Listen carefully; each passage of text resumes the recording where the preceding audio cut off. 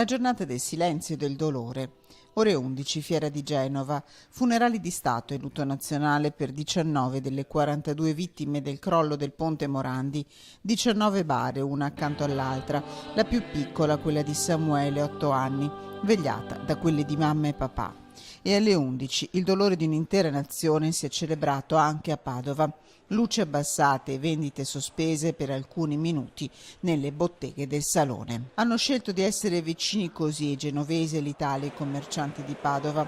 Un gesto capito anche dai clienti. Un senso di rispetto per queste persone che ci hanno rimesso la vita senza saperlo, insomma, mi sembra il minimo. Non dovrebbero succedere queste cose da nessuna parte, non solo a Genova. E ci vogliono, e qui subentra la politica, ci vogliono leggi giuste e chi deve operare con coscienza. Partecipiamo soltanto spegnendo un po' di luci, però col cuore siamo là. Quel ponte là non l'ho visto, però l'ho visto in televisione.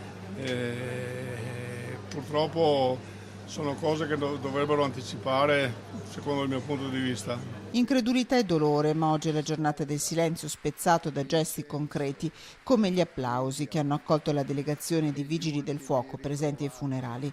Un'opera non ancora finita, quella di questi angeli. Da Padova in queste ore è partito un convoglio di 34 persone, componenti della squadra USAR specializzata nell'attività di ricerca e soccorso in macerie.